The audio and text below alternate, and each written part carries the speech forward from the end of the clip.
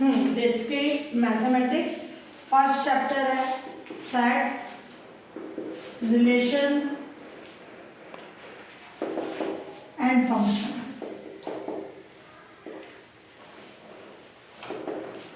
Sets यानी समुच्चय, relation यानी संबंध और फंक्शंस यानी फलन। क्लियर? सेट समुच्चय क्या होता है? वेल डिफाइंड कलेक्शन ऑफ किसका? ऑब्जेक्ट्स या थिंग्स। वेल डिफाइंड कलेक्शन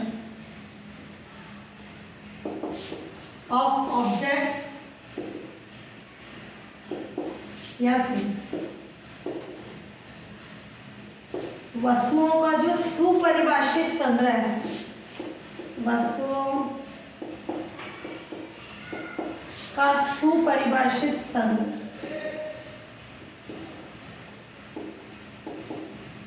जो कलेक्शन है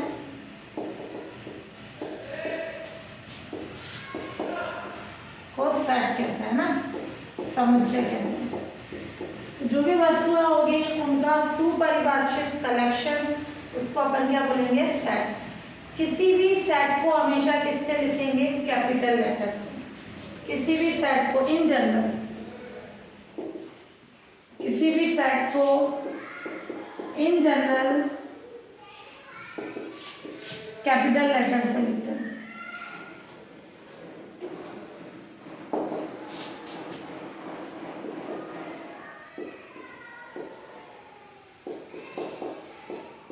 जैसे कैपिटल ए हो गया, कैपिटल बी हो गया या सी, किसी भी फॉर्म में लिख सकते हैं अपन।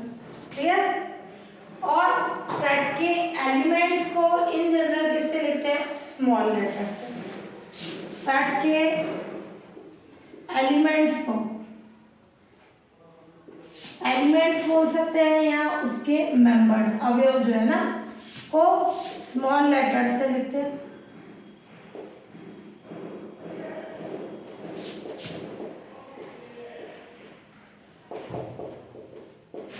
जैसे ए है, स्मॉल बी है, सी है एंड सो ऑन। तो सेट को कैपिटल लेटर से, उसके एलिमेंट्स को किससे लिखेंगे? हमेशा स्मॉल लेटर से। क्लियर? फिर हम अपन देखें इसमें, जैसे कोई एलिमेंट बिलोंग कर रहा है, इसकी क्या कंडीशन है? अगर ए का एलिमेंट है तो उसके लिए लिखेंगे बिलोंग्स टू, यानी उसके अंदर ए का एलिमेंट। और अगर ए का एलिमेंट नहीं, इसका मतलब है स्मॉल ए कैपिटल ए का एलिमेंट है। और ये कंडीशन होगी ए डज नॉट बिलोंग्स टू ए, यानी स्मॉल ए कैपिटल ए का एलिमेंट नहीं है। तो एलिमेंट होगा देन बिलोंग्स टू, नहीं है तो वो डज नॉट बिलोंग्स टू की कंडीशन होगी। क्लियर? फिर हम अपन पढ़ेंगे representation of set.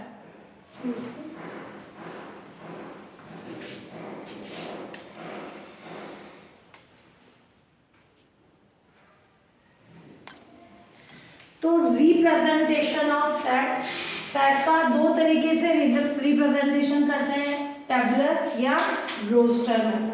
Clear? Hindi में इसको बोलते हैं कि धनु कोष्ठक यानी ब्रेसेस में लिखना। तो किसी सेट के सारे एलिमेंट्स को, किसी सेट के सारे एलिमेंट्स, ऑल एलिमेंट्स को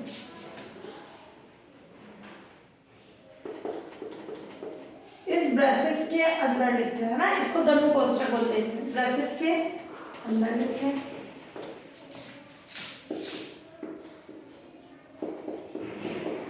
उससे कौन सी फॉर्म बोलेंगे? टेबुलर या रोस्टर मेथड, है ना।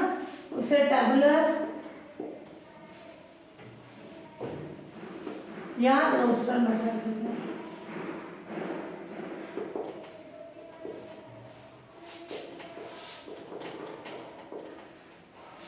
फिर है सेट बिल्डिंग या रूल मेथड। क्लियर? इसमें जो सेट के एलिमेंट्स हैं उसको किसी रूल के अकॉर्डिंग लिखेंगे। इसमें सेट के सारे एलिमेंट्स को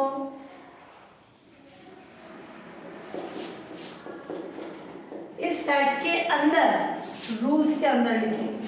जैसे इसमें तो हो गया, मैंने ये लिखा, इस ब्रेसेस के अंदर लिखिए। ये कौन सी फॉर्म होगी? टेबुलर या रोस्टर। अब इस सेट के सारे एलिमेंट को, इसके एलिमेंट्स को ब्रेसेस के अंदर किसी रूल के अकॉर्डिंग लिखेंगे।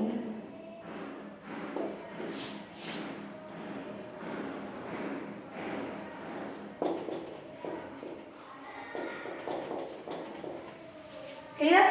कैसा होगा वो रूल?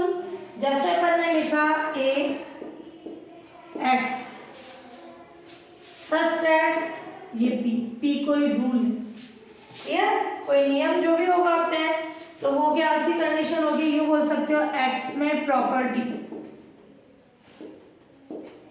पी।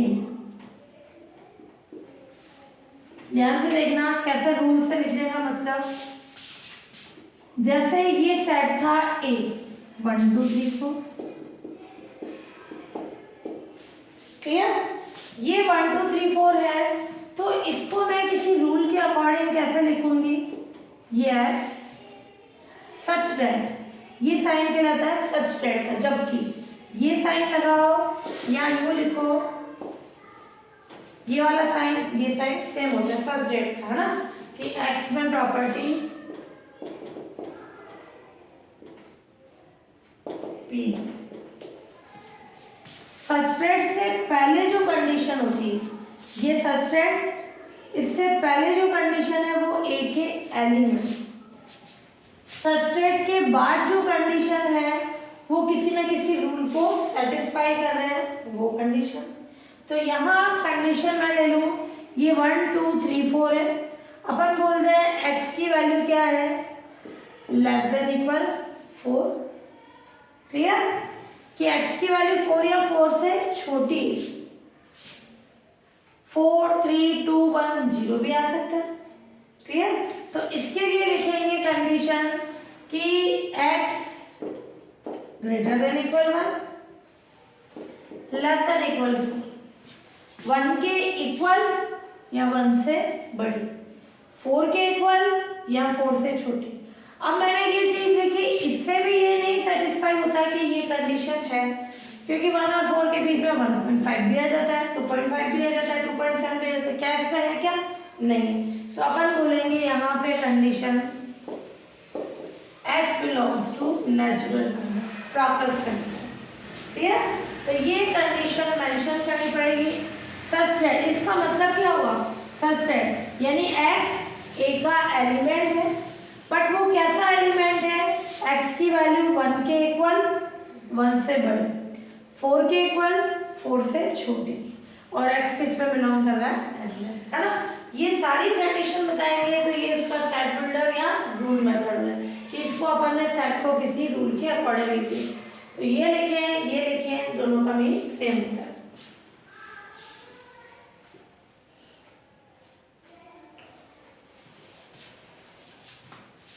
और मैं इसको यूं भी लिख सकती हूँ, एक्स सच दैट, क्या ये कंडीशन सही है? ये कॉमा लगाओ, एंड लगाओ, क्या ये सही है? सही है, क्योंकि नेचुरल नंबर किससे स्टार्ट है? 1 से स्टार्ट होता है। 1 2 3 इस फॉर्म में कंडीशन।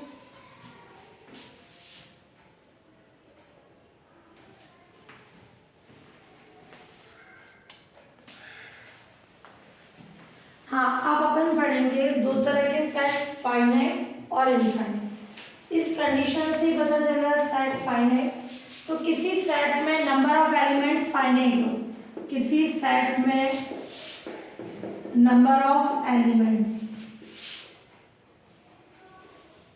यानी अवयवों की संख्या,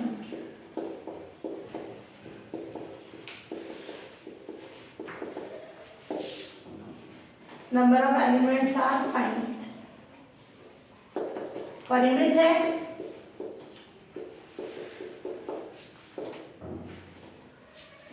तो ऐसे सेट को क्या बोलेंगे? Finite set. तब ऐसे सेट को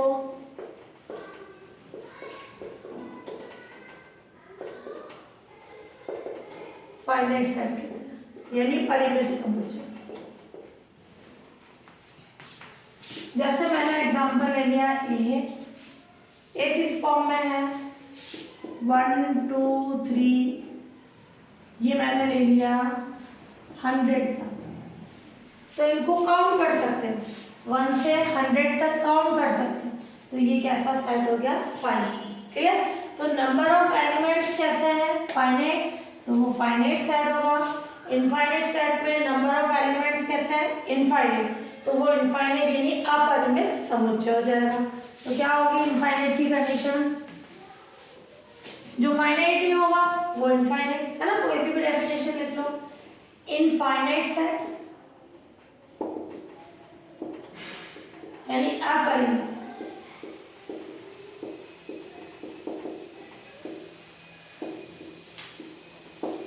समुच्चय। किसी सेट में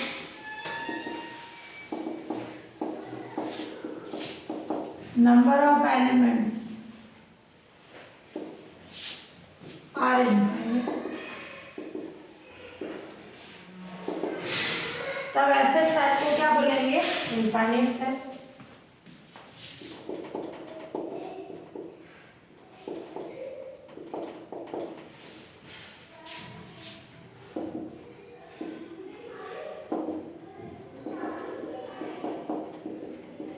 क्लियर? वो कैसा समुच्चय हो जाएगा? अपरिमित।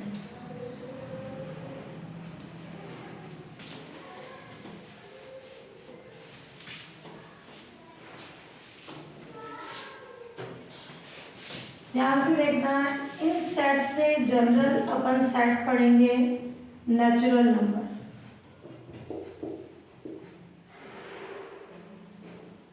यानी प्राकृत संख्याओं का समुच्चय।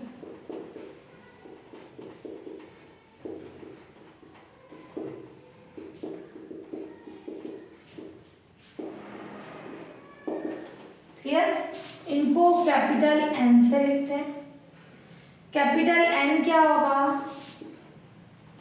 1 2 3 4 and so on.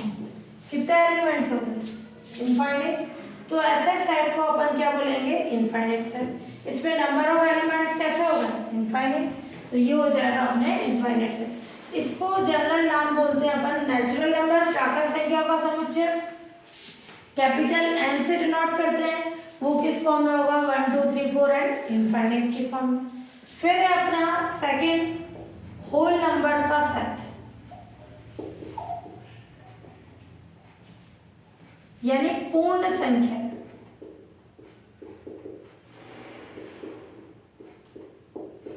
Whole numbers को किससे लिखते हैं? W से। W क्या होता है? 0 1 2 3 एंड सो ऑन। इस सेट नेचुरल नंबर में एक नंबर और ऐड करा दें, वो होल नंबर्स। क्लियर? फिर थर्ड है अपना इंटीजर्स,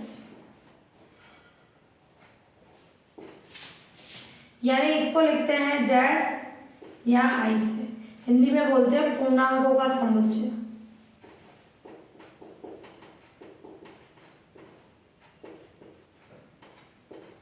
क्लियर? इंटीजर्स का सेट, ये क्या होगा?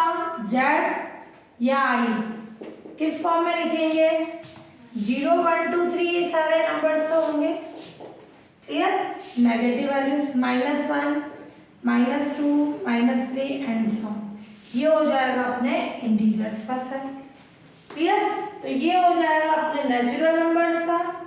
ये होल नंबर और नेचुरल नंबर में क्या डिफरेंस है? इस पे 0 और इंक्लूड करा दिया, इसमें इंटीजर्स में कैसी वैल्यूज और करा दी? नेगेटिव।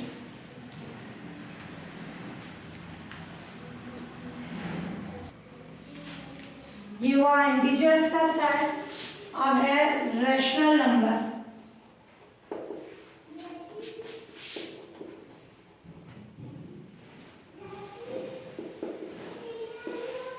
है ना। रैशनल नंबर यानी परिमेय संख्याओं का समुच्चय।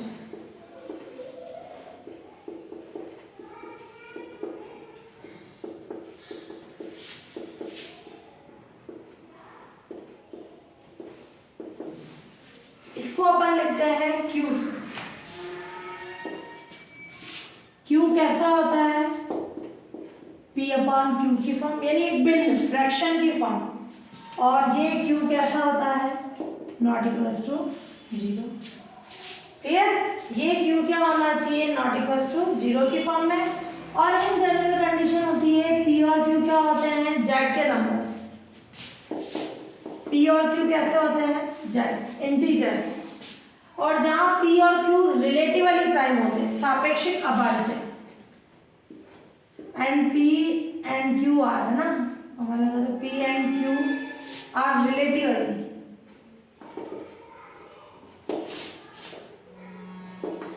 यानी सापेक्षिक अभाज्य।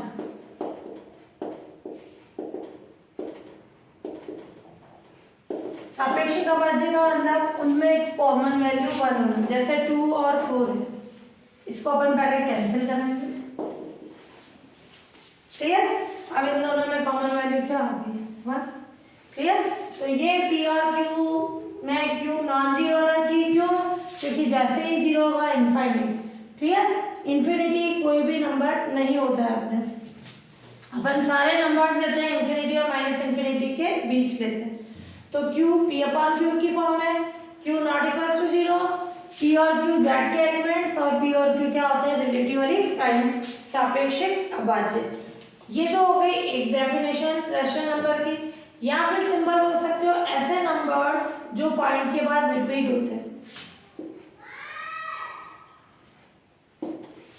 जो डेसिमल के बाद रिपीट होते हैं।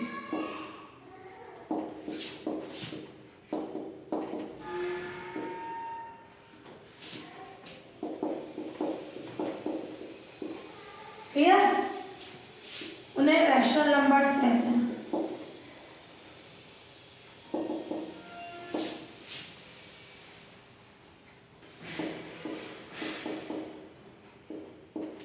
ध्यान से देखना कैसी होगी इसकी कंडीशन। जैसे अपन ने लिया 1.41, 4141, ये रिपीट हो रहा है 41, तो ये नंबर क्या हो गया, रैशनल नंबर, परिमेय संख्या। या मैं ले लूँ 1.2, इसका मतलब ये 0 0 0 रिपीट हो गया। क्लियर, तो जो नंबर पॉइंट के बाद रिपीट होते हैं उन्हें रैशनल नंबर्स कहते हैं। फिर है इरेशनल नंबर्स, यानी अपरिमेय संख्या।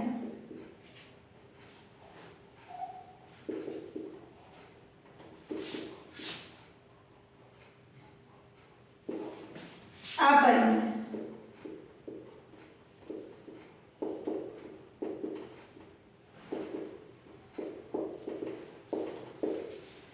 जो रैशनल नहीं होते हैं उन्हें इरेशनल कहते हैं।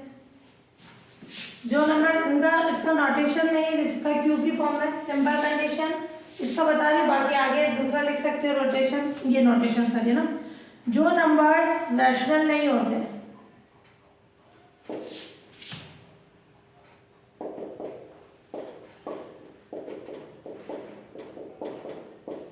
उन्हें इरेशनल नंबर्स, अपरिमेय संख्याएं कहते हैं।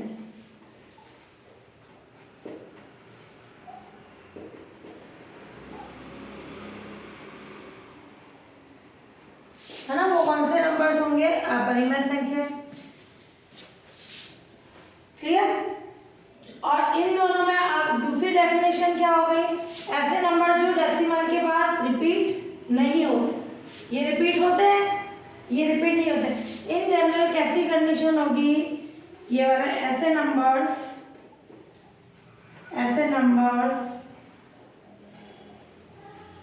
जो डेसिमल के बाद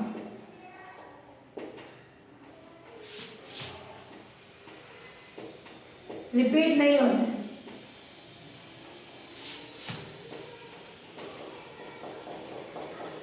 उन्हें इरेशनल नंबर्स कहते हैं।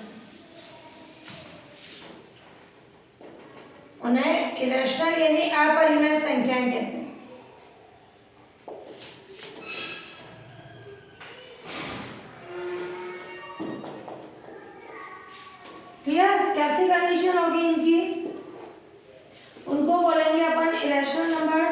जैसे मैंने ले लिया है रेशनल नंबर के लिए क्या कंडीशन होगी,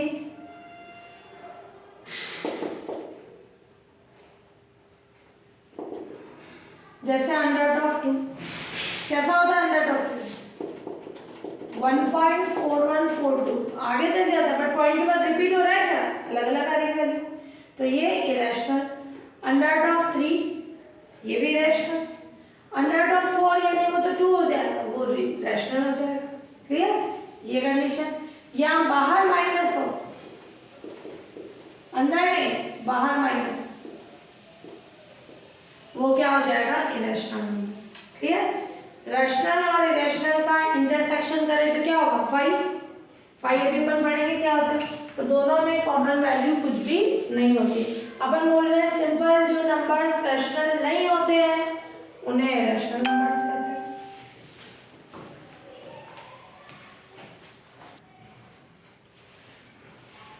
हाँ, रियल नंबर्स यानी वास्तविक संख्या। क्लियर, इनको अपन लेके आए कैपिटल आर से। कैसी कंडीशन होती है, real number rational numbers union का मतलब होता है साथ में, इरेशनल नंबर्स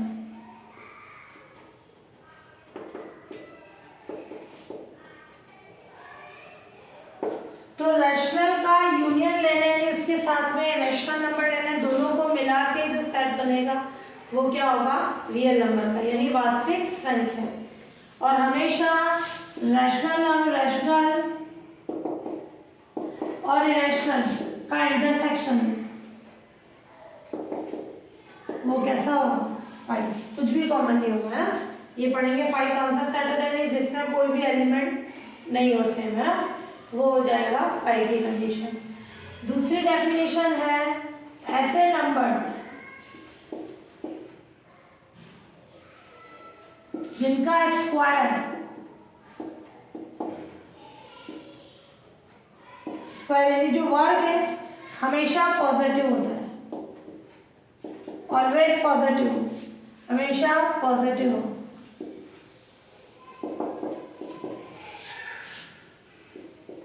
उन्हें रियल नंबर्स कहते हैं,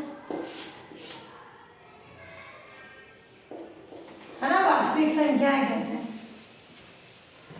क्लियर, जैसे मान लो मैं लूं अंडर रूट ऑफ 2 का स्क्वायर क्या आएगा, पॉजिटिव, तो ये अंडर रूट ऑफ 2 कैसा हो गया, रियल। ये अंदर वाला number minus under root of 2 का स्क्वायर ले -2, तो अंदर वाला कौन आ गया, रियल। या मैं ले लूँ सिंपल 1/5 का स्क्वायर, पॉजिटिव, अंदर वाला नंबर रियल, ये गलत हो गया। माइनस अंडर रूट ऑफ 2 का स्क्वायर 2, ये पॉजिटिव। तो ऐसे नंबर जिनका स्क्वायर हमेशा पॉजिटिव हो, रियल नंबर। तो इसका स्क्वायर करें, ये भी पॉजिटिव, ये भी पॉजिटिव, तो अंदर वाले नंबर्स कैसे हो जाएंगे अपने, रियल नंबर्स। क्लियर, फिर है अपने इमेजिनरी नंबर्स यानी काल्पनिक संख्या। इनमें बता सकते हो ये अंडर रूट ऑफ 2 है, माइनस अंडर रूट ऑफ 2 है, 1/5 आर ऑल रियल नंबर्स, है ना।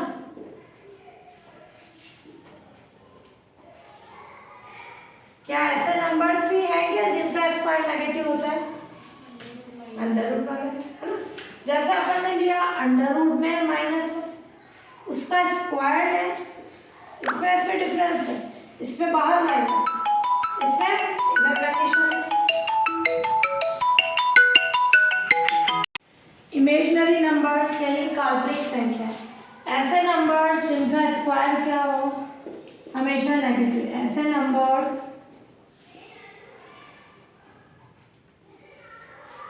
जिनका स्क्वायर ऑलवेज नेगेटिव होता है,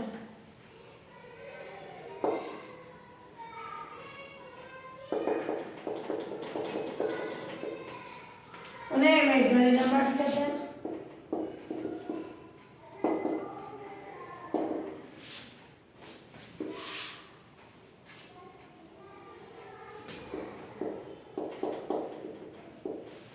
क्लियर, फॉर एग्जाम्पल जैसे अंडर रूट ऑफ -2 का होल स्क्वायर, कितना हो जाएगा -2। तो इस नंबर का स्क्वायर किया, नेगेटिव आ गया, इससे अपन इसको इमेजिनरी नंबर यानी काल्पनिक संख्या बोलते हैं। इमेजिनरी नंबर को किससे लिखा जाता है? आयोटा से। इसको यूँ लिखते हैं, अलग अलग कर लिया। अंडर ऑफ -1 की वैल्यू कितनी होती है? आयोटा। क्लियर? तो ये आ जाएगा अपना इमेजिनरी नंबर। फिर है कॉम्प्लेक्स नंबर्स।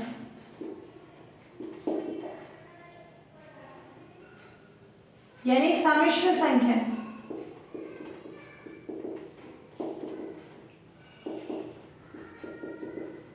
कॉम्प्लेक्स नंबर को कैपिटल C से लिखा जाता है। उसके एलिमेंट को अपन किससे लिखेंगे? z = a + आयोटा b की फॉर्म। ये a और b दोनों ही रियल नंबर्स होते हैं। ये सच दैट अपन ये कौन सा फॉर्म लिख रहे हैं? रूल फॉर्म, है ना। ये नंबर z की फॉर्म में, z किस फॉर्म में आ गई है, और a और b किसके एलिमेंट्स हैं? r के। क्लियर? और इस a को क्या बोलते हैं? Real part of z। z का रियल पार्ट यानी वास्तविक पार्ट, और b कहलाता है इमेजिनरी पार्ट ऑफ z, उसका काल्पनिक पार्ट। क्लियर? ये होगा रियल पार्ट, वो इमेजिनरी पार्ट हो जाएगा। तो ये सारे आ गए numbers. Clear?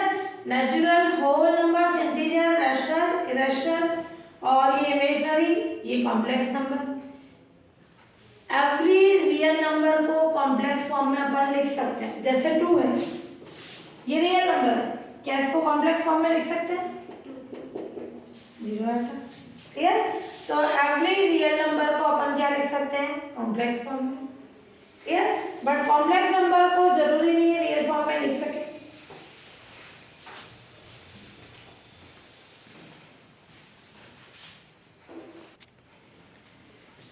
Order of set क्या होगा? कोई भी सेट है ए, उसमें डिफरेंट नंबर ऑफ एलिमेंट। किसी सेट में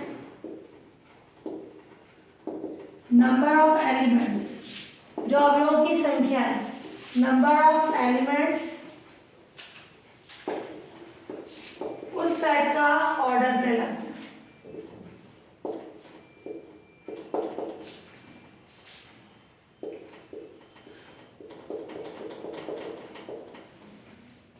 कोई भी सेट जैसे ए ले लो, ए में नंबर ऑफ एलिमेंट उस सेट का ऑर्डर कहलाता है, जिसे किससे डिनोट करते हैं? जिसे ऑर्डर ऑफ ए से डिनोट करते हैं। शॉर्ट फॉर्म में अपन क्या लिखेंगे? ऑर्डर ऑफ ए की कंडीशन। वो क्या हो जाएगा? उस सेट का ऑर्डर।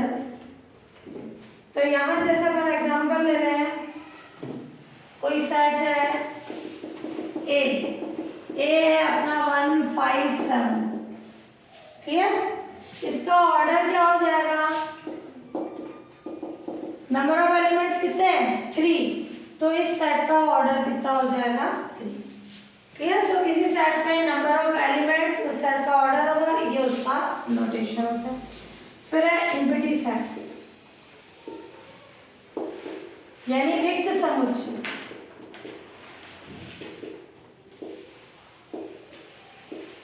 तो किसी सेट में कोई भी एलिमेंट नहीं हो, किसी सेट में कोई भी एलिमेंट नहीं है,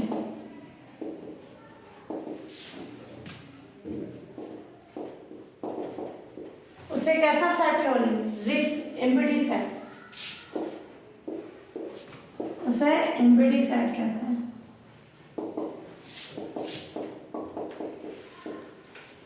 उसे कैसे डिनोट करेंगे? 5 या ये ब्रेसेस, इसके अंदर एक भी एलिमेंट नहीं। ये किसका साइन है? एम्प्टी सेट का।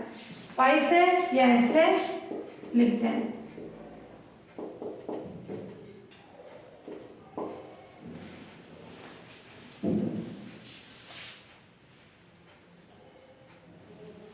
जैसे एग्जांपल है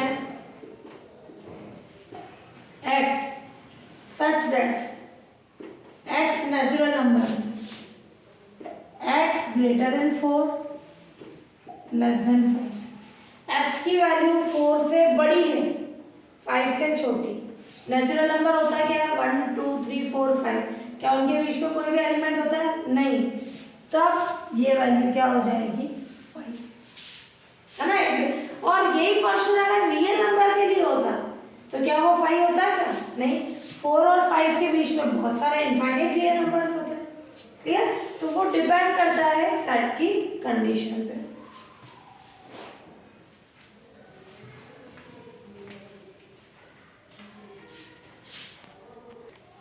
अब एक इक्वल सेट,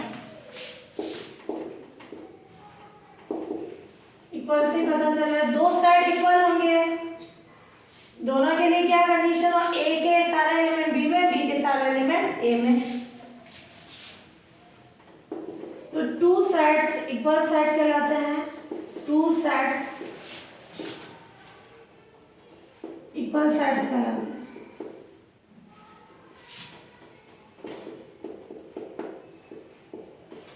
इफ यानी ए बी के इक्वल है कब, एक्स ए में इंप्लाइज दैट एक्स बी में, ए के सारे एलिमेंट किसमें होने चाहिए, बी में, एंड एक्स बी में है तो एक्स किस पे होना चाहिए, ए में। तो ए के सारे एलिमेंट बी में और बी के सारे एलिमेंट किसमें हो, ए में, तो वो कैसे सेट्स हो जाएंगे, इक्वल सेट। अगर मैंने बोला ये कंडीशन एक्स ए में एक्स बी में, तो इससे इक्वल सेट नहीं होंगे। जैसे मैंने बोला ए की वैल्यू 1 2 3 है, बी 1 2 3 4 है, क्या ये इक्वल सेट है, दोनों सेम है, नहीं। इसके सारे एलिमेंट इसमें है, बट क्या बी के सारे एलिमेंट ए में है क्या, नहीं। तो ये एंड लगा के ये कंडीशन भी बताएंगे, क्लियर, कि ए के सारे एलिमेंट बी में होने चाहिए और बी के सारे एलिमेंट ए में होने चाहिए, तो वो दो सेट्स क्या हो जाएंगे, इक्वल की कंडीशन। तो यहाँ पे ये इक्वल नहीं है, तो ए के सारे एलिमेंट बी में एंड बी के सारे एलिमेंट ए में होने चाहिए। तो ये लैंग्वेज फॉर्म में लिखे, सेट ए के ऑल एलिमेंट्स बी में एंड बी के ऑल एलिमेंट्स ए में, then A equals to B, वो कैसे सेट्स हो जाएंगे, इक्वल सेट्स।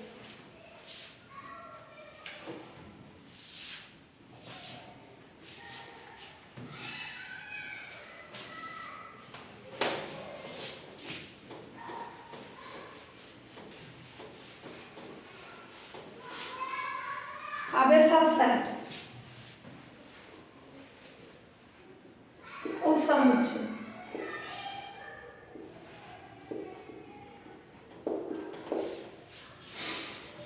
इफ सेट ए का एवरी एलिमेंट बी में हो, इफ सेट ए का एवरी एलिमेंट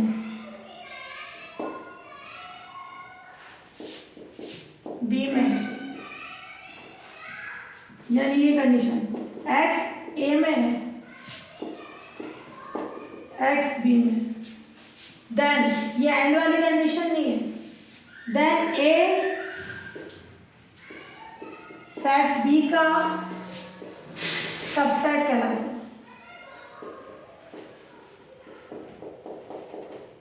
एस को किससे लिखेंगे, ए सबसेट ऑफ बी, ये नीचे मैंने इक्वल का भी साइन लगाया, इसको इक्वल का साइन रखने का बाद इम्प्रॉपर सबसेट, क्लियर, विषम समुच्चय, यानी ये दोनों बराबर भी हो सकते हैं, क्लियर, या फिर ए बी से छोटा होगा, जैसे ये कंडीशन ए के सारे एलिमेंट्स बी में है, जरूरी नहीं है बी के सारे एलिमेंट ए में हो, तो ये कंडीशन कैसी होगी, ए सबसेट कहलाता है बी का एंड बी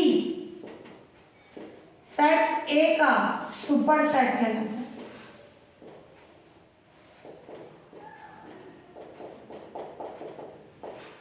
क्लियर, तो ये कौन, ए तो होगा बी का सबसेट और बी सुपर सेट होगा ए। मैंने यूं नोटेशन लिखा, ए बी का सबसेट और इसको यूं लिख दिया, be super set of A. Clear, दोनों का मीन सेम है, सुपर सेट का मतलब वो ए से बड़ा, क्लियर, वो सुपर हो गया। और ये सबसेट बोले हम छोटे के लिए बोल रहे हैं तो ए सबसेट होगा बी का। कोई सा भी नोटेशन अपन लिख सकते हैं।